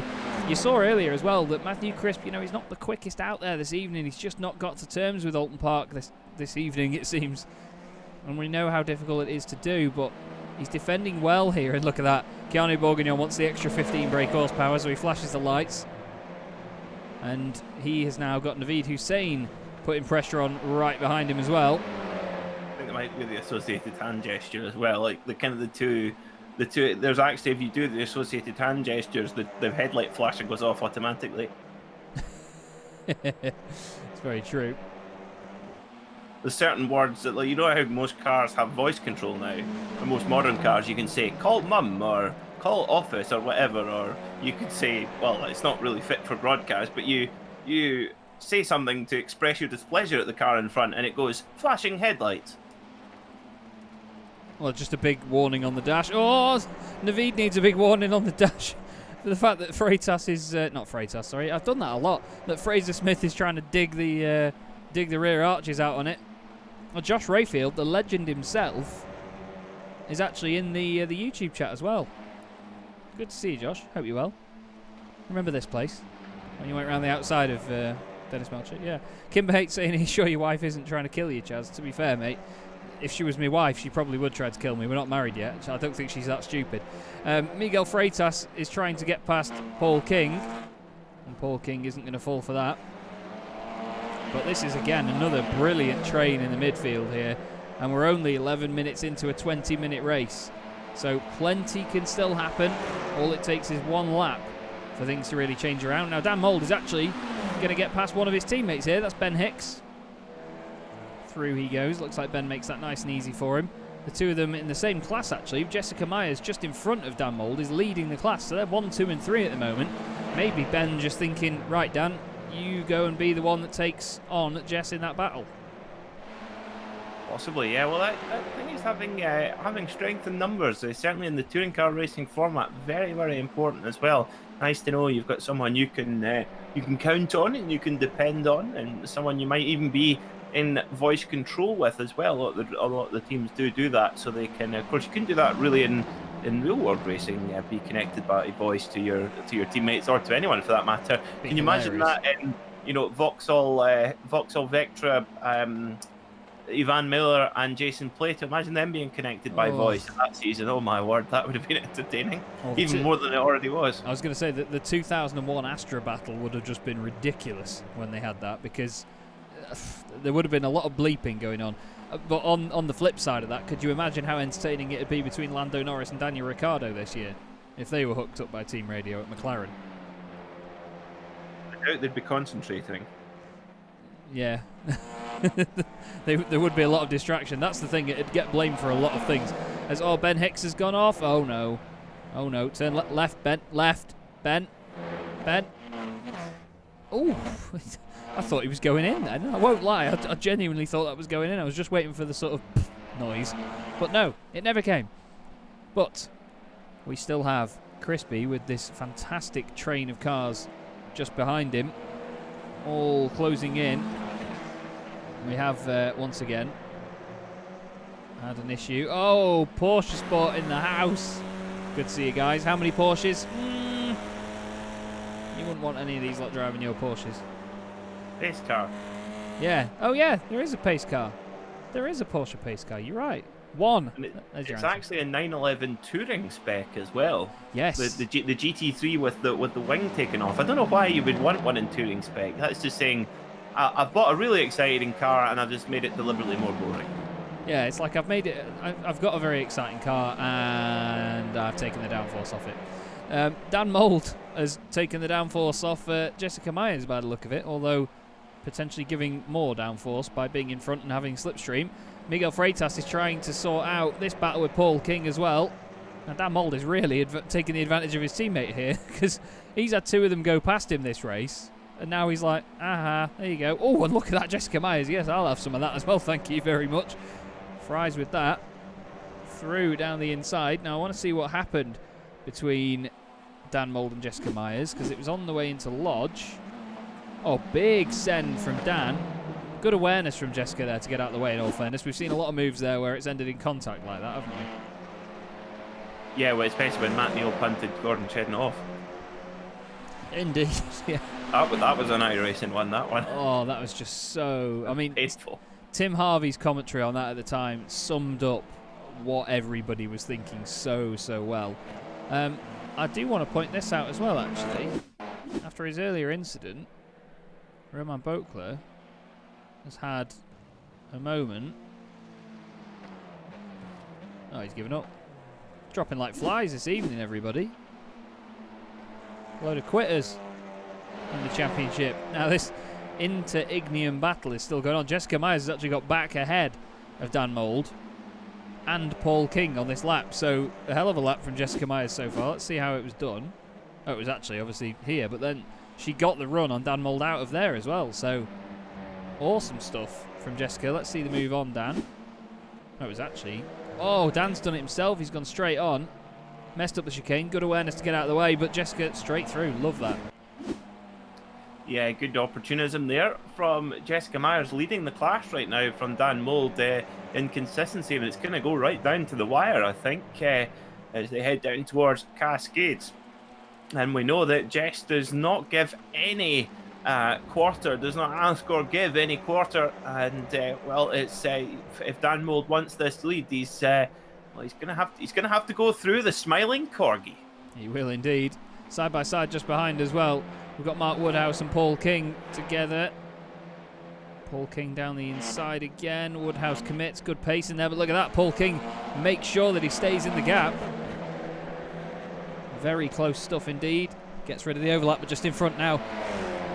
Jessica Myers with Dan Mould in there too. Dan Mould's on the left somewhere. Well, this will end well. Oh, chicane. Oh, Dan tries to keep the overlap. Doesn't quite work through there this time. Oh, nearly a bit of contact as well. Breathe in as you go out through Knickerbrook. Now Mark Woodhouse is right behind as well. This is going to be very focusing for them. We'll go on board with Woodhouse. Currently in 12th position. And the two of them in front obviously battling for the consistency class lead as well. So Mark really needs to make sure he doesn't get his fingers bitten off here by trying to get involved too much.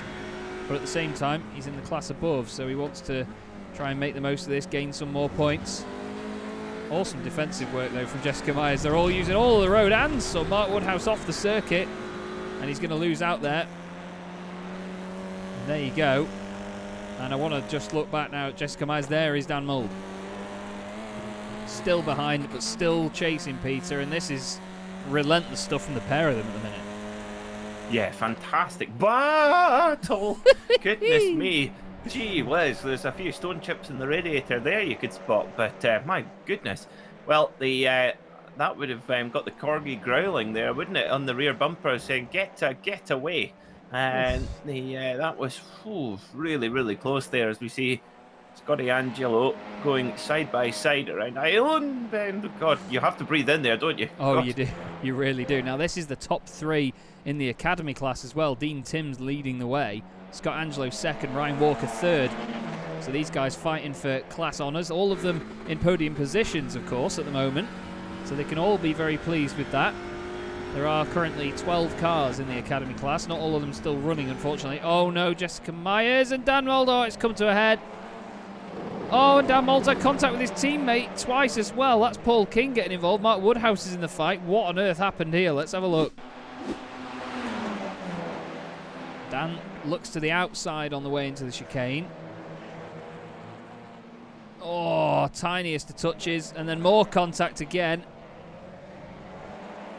And then more contact on the exit. Oh, I don't know if Dan left enough room on the apex there. Maybe Jessica went in a little bit too hot. It's easy to do there, but 6 of one, half a dozen the other there for me. But still, they're both on the circuit, and they're still both fighting for that class lead.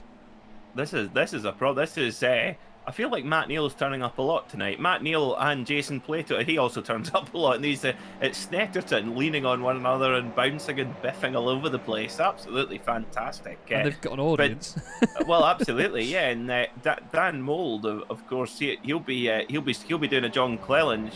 He'll be saying, "Jess is an animal." A corgi out of all animals, yeah. As well. Oh, Mark Woodhouse is doing a bit of rallycross as well. Side by side, that's his teammate Michael Blake going through. The Simortal Team Mad Driver making up another place. Now, we are going to see this battle reignited. There's going to be more slipstreaming once again. Dan Mould got sick of slipstreaming behind me and vice versa when we raced here. And I imagine he's going to be in a similar situation now. What can he do? Jessica Myers covers the inside again. Dan Mould is going to move over to the left. Jessica's in the middle of the road, just trying to close off the line a little bit. Onto the brakes, into the chicane they go. Dan Mould in a little bit too hot. Or has he done it? No, round the outside into the chicane. That was beautifully, beautifully executed, Dan Mould. Take a bow. But this is the battle for the race lead, you know, and the final corner of the race is Damien Owen Harris finally going to have it off with Corentin Guines. Take that how you will. Looks like he's going to do it. Corentin's going to try and get the run. We've not seen much of him this race, but that's good news for Damien Owen Harris. Finally gets the win. Wow, what a drive. Matthew Crisp is going to make it two fiercely forward cars together. Fraser Smith and Matthias Tatij side by side across the line. Oh, Tatij just loses out. And who's going to win this? Dan Mould does hold on. Opens up the gap to Jessica Myers before the end of the race. And look at that side by side as well. Paul King and Michael Blake. Sorry, Paul King and, yeah, it is Michael Blake. Mark Woodhouse and Ashley Gaffall were side by side. And who's won the Academy class? It's Dean Timms. And breathe, although I can barely breathe because there's air freshener. I'm going to go turn it off. What a night, Peter. What a night. Fantastic stuff. Yeah, that battle there for the consistency class between Dan Mould and Jess Myers. Well, Jess will not go to bed tonight wondering anyway, that's for sure. As usual, through absolutely everything at it. Full commitment and brilliant entertainment. That was absolutely amazing racing. And more of that, please. That was a lot of fun. Really did enjoy that.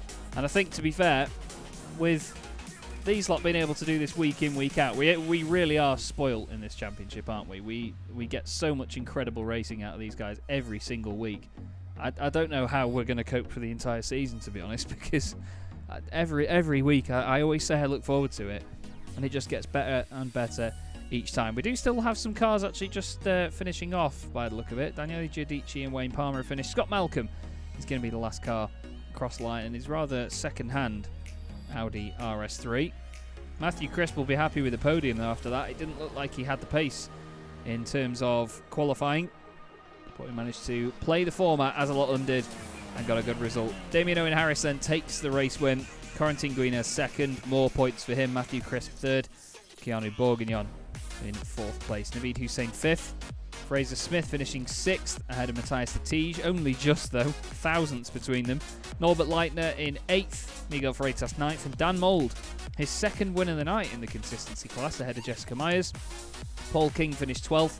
Michael Blake was 13th. Don't forget, by the way, on Dan Mould, he actually got turned around earlier on, didn't he? So he made a very, very strong recovery out of that. Michael Blake 13th, Mark Woodhouse 14th, Ashley Gaffall in 15th, with Lee Bowden 16th, Anton Dupin 17th, and Dean Timms in 18th. He wins the Academy class just ahead of Scott Angelo and Ryan Walker.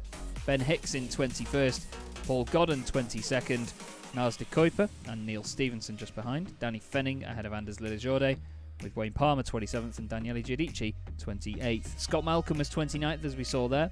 2 laps down was Craig Schill, Roman Beauclerc and Chris Daines 5 and 9 each. 9 laps down as well, PJ Claysons. Jean-Louis Deschamps 10 laps down, same with Rob Jackson. 11 laps down was Mats Borg Anderson and Brown Class. Jürgen Knockaert down and out in the first lap of the race. Nice words there, Chaz, says Porsche Sport. I'm not sure if you've been serious or whether I made an absolute hash of a sentence. If I'm honest, I wouldn't be surprised if I did. This has been an incredibly tense evening for a lot of these drivers, because holding on around here, Peter, I mean, we've said it time and time again, it is not easy in the slightest to hold on lap after lap around here, and I think everybody overall has done a mega job. They have, yeah, they really have. Very impressive indeed. I mean, lots of good stories up and down the grid as well. I mean, Fraser Smith very unlucky to get turned around early on in race 1, but did a good job to recover and get 2 strong finishes in race 2 and 3. I mean, Damien Owen Harris, it looked like it was, just run to the line by Corentin Guinez in race 1. Race 2 gets turned around out the lead and then edges it for the win in race 3. It's been a night full of stories, and Chaz looks like the winner has come in to join us for a chat. Yes, indeed. We will have a chat with the man of the moment, Damien Owen Harris, taking the win in that final race tonight. Damien finally got there, but I mean, you had hard work at the end of it with Corentin behind you, didn't you? Oh, you know what? As soon as I saw that Corentin had got past Matt, I was like, it is only a matter of time. Yeah, and I saw the white flag come out, and I had to just defend because he's such a fast driver. I mean, fair play to him. But I thought after race 2, after the incident, which I'm not blaming Miguel for at all, because it's just one of those things, but I think I deserved something better in that final race. So yeah, I'm quite pleased with that. Quite happy with the evening, to be fair. It was good. Yeah, definitely. It was certainly an interesting one to watch. And I mean, we've said it all night because of how difficult it can be to overtake round here. I mean, everybody in the field proved us wrong tonight after we said that early on. But after how difficult it can be around here, it's playing the format that is one of the aims of the game in this championship, isn't it? If you have a bad result in races 1 and 2, maybe make a bit of the reverse grid and try and make your way back up the order and just see what you can do in the final race. I mean, that's the ideal situation. I mean, if you sit in 12th on race 2, you're in a great position for race 3. And, it's sometimes better to hold back a bit in race 2 on occasion, because you're bound to get a better result. And, of course, the faster drivers obviously having to get back through the field again, which they did this evening. And Corentin wasn't quite able to get me. But, yeah, it was. I'm quite pleased with the result there. I'm chuffed. I needed that. And what did you make of Oulton Park in these cars? I mean, Peter and I both agree how wonderful a circuit it is to drive, but it seemed like it was quite a handful in certain places. It's very, very tricky to overtake if you've got a car in front who's similar pace to you. Like in race 1, I had Corentin. There's no way I could pass him. It's okay if you're coming back your way back through the field and you've got some sort of varying pace. But it's a fantastic track to drive. I mean, there's a few corners there that are a bit testing. Yeah. But yeah, it's a great track to drive, and a good result for me tonight. I wasn't expecting that, so it was a nice surprise. Indeed. Well, vital championship points, some great racing out of it. Like you say, very unfortunate in that incident in race 2, but I mean, I'm glad that you're on the same opinion as us. It happens when you're racing this closely in these cars. And to be fair, I mean, I said at the time, if it wasn't for that tiny second bit of contact, you could have probably flicked it back round to the left, and it would have been a front-wheel drive-esque Plato-like save. But either way, a mega evening of racing for you. Obviously, you had a bit of everything. And before we let you go, Damien, do you want to give anybody a shout-out? Yeah, fiercely forwards, the guys I'm driving for. Well done to Matt, well done to Jess. They've done great drives tonight. Well done to Corrington and the rest of the guys for some great racing. Shout out to my wife, who's probably watching back of the house, so watches all my races. So yeah, always try and give her a shout if I can.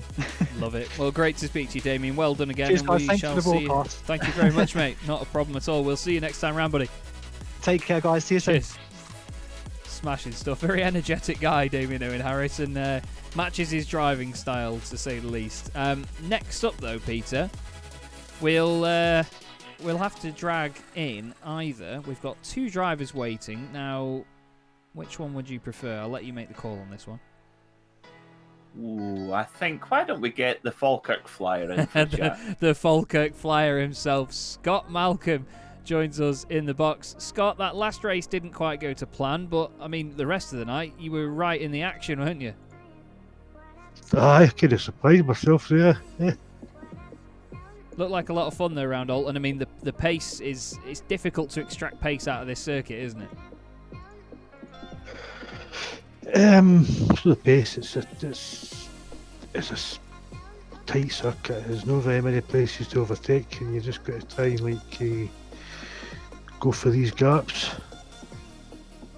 And when I've always sort of compared this track to somewhere like Brands Hatch because of the fact that it is just the circuit and grass. You know, if you touch anything that isn't on the circuit, you are going to have an accident, aren't you?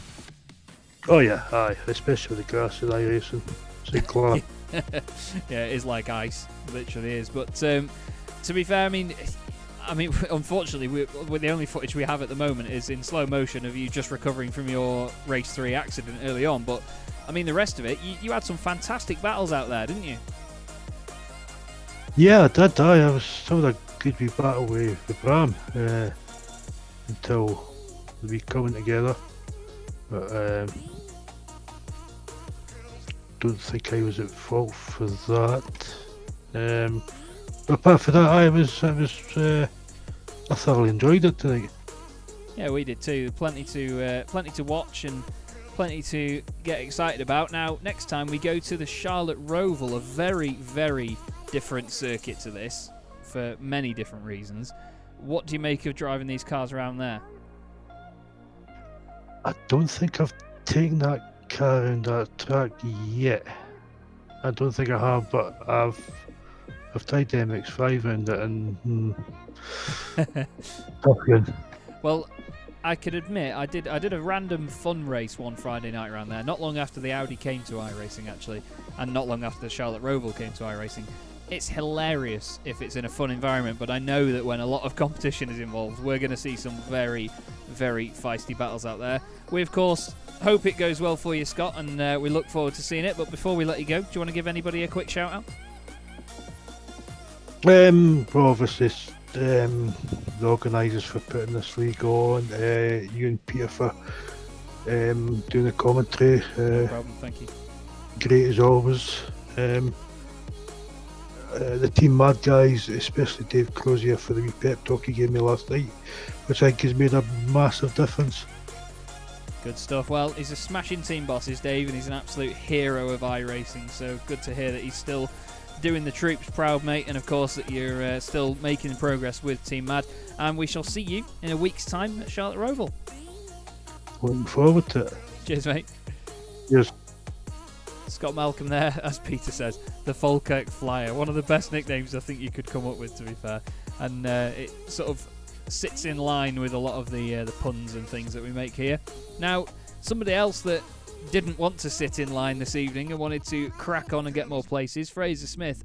Fraser, first off, obviously the incident early on, real shame to see it happen. We've seen plenty of things like that happen before with the close racing that goes on, but what a comeback. You must be pretty pleased with that. I'll take it, but it's always nice not to have to do it. Yeah, Feel a for bit... sure. Well, I mean, Oulton as well, out of all places to have to put on a comeback, it's not, I imagine it's not top of the list, is it?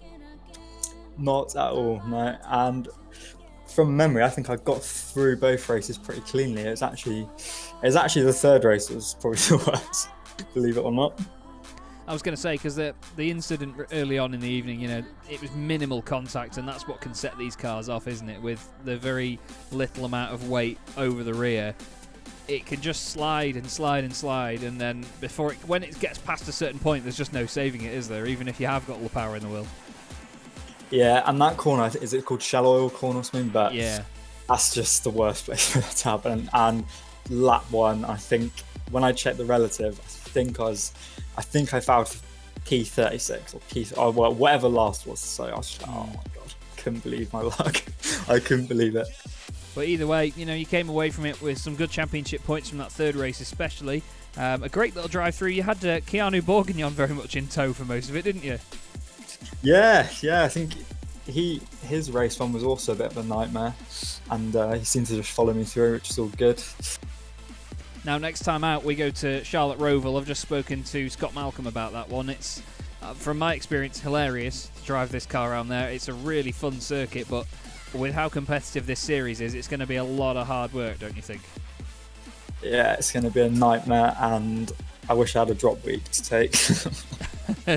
Well, I'm sure a lot of people will be in the same boat at this point, mate. I'm sure that's what the discussion will be like in the Discord. But either way, we hope it goes well for you, mate. I mean, you know, you've shown that you've got the pace to do it. It's just a real shame about these incidents and obviously these little sort of chips away at the championship points. But either way, it's going to be an exciting one. Is there anybody that you would like to give a shout out to before you go?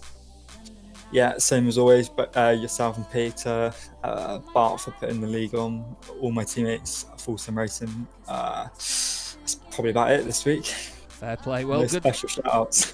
That's all good, all good. Well, great to speak to you again, Fraser. Well done for the great comeback this evening, and we'll see you at Charlotte. Yeah, all the best. Cheers, mate. Thank you.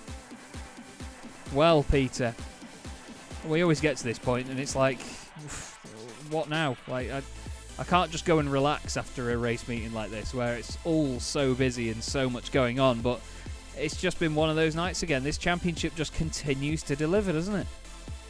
Indeed. Well, I think the first thing you need to do, Chaz, is phone poison control with that horrible air freshener in your office. That's probably got some horrible chemicals in it. But yes, it's been a really cracking night. I mean, we wouldn't expect anything else at Oulton Park, the wonderful place that it is. But going to Charlotte Roval next time out, a really interesting road course with some huge curbs, big turtle curbs to hop and skip over, and we're going to a circuit which houses, and I kid you not, houses the world's largest HD television screen. I'm sure we'll have plenty of drivers watching it from the pit lane after lap one. Can't miss it. With all of the contact. There is inevitably going to be contact there, but I look forward to it so much indeed. That is unfortunately all we've got time for this evening, everybody, but thank you once again for watching here on Simracersworld TV. This has been the Simracersworld TCR Series with Chaz Draycott and the wonderful Peter MacKay. As we've said, we'll be going to Charlotte Roval in a week's time. We hope to see you there, but for now, have a great evening and good night.